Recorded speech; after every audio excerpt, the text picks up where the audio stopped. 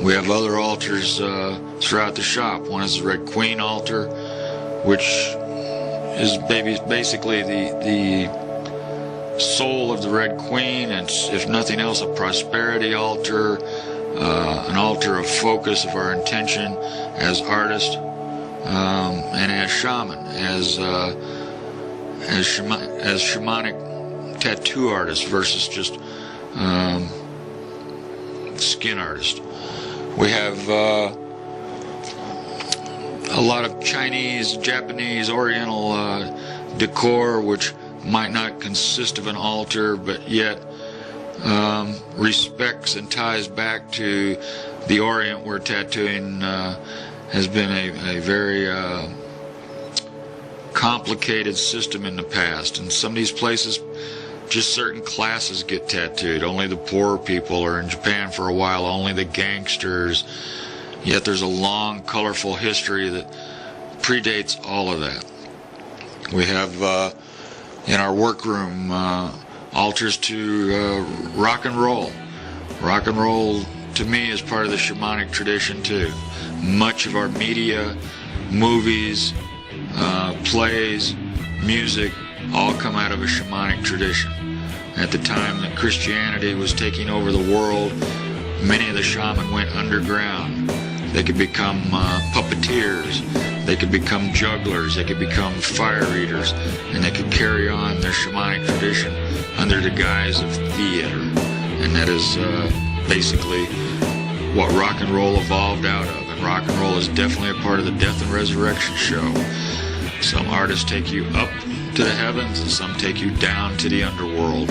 And there's as much healing and significance in music as there is in tattooing. Many of the tattoos I have are direct rites of passage type tattoos, and some are shamanic in a different way. I have hand tattoos and temple tattoos.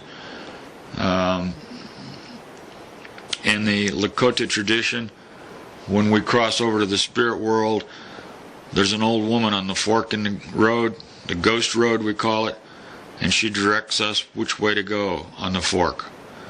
One way takes us to our ancestors. I'm not sure where the other way goes, but she looks for those tattoos to tell us which direction to take. So I'm hopeful that I'll get to be with my ancestors again, because I have those markings on my hand. My name, my last name, my medicine name. I have symbols of the ghost dance, and at the same time I have rock and roll. So I'm not sure, is Morrison going to be with the Indians? Is Jimi Hendrix going to be with the Indians, or is there a rainbow happy hunting ground that I get to go to? But at any rate, that's the purpose of some of those. Some of my other tattoos, such as that, the comedy and tragedy mask, as they're called, I got that after Jeff McBride's Mystery School. That was a rites of passage for me. I was inducted into the Universal Brotherhood of Magicians. To me, that again is part of the death and resurrection show. Most of my tattoos have some kind of significance like that. They might be not directly reflecting the event, but other times they are. After attending fire dance in California, the phoenix was a symbol of that dance, the rebirth that happens through that kind of dance. When Desert Storm started, when the first Gulf War started, I got Morrigan, the Celtic goddess of war, on my arm. Not because I'm pro-war, I'm actually pro-peace. I'm anti-war. I got that Celtic goddess of war, hoping it would help in some existential way. Possibly by honoring her, less men would die. I don't know. It just felt like the thing to do at that time. I have other tattoos that are Celtic knotwork. Besides being of Lakota ancestry, I'm Irish, before that Scottish, before that Scandinavian, and those areas were Celtic at one time. And Celtic knotwork represents our eternal search for enlightenment, our eternal search for knowledge.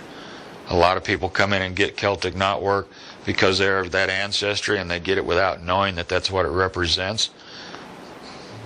But it's still there. They're searching for something, and they get that tattoo that ties them back to their ancestors. It shows that somewhere in their brain or in their heart, they're looking for that connection. They're looking for an understanding, whether they come in knowing that or not. So at this point, I'm hoping that maybe this piece will help both customers and some of the other tattoo artists to realize the importance of what they're doing, to help them put a little more heart and soul into their decisions, and in the case of the customer, and into their art in the case of the tattoo artist. But the one point I want to make is tattooing does not need to be elevated to a fine art. Fine art is not any higher than a shamanic ritual. A shamanic ritual is part religion, part spiritual, part healing, and is equal or above fine art.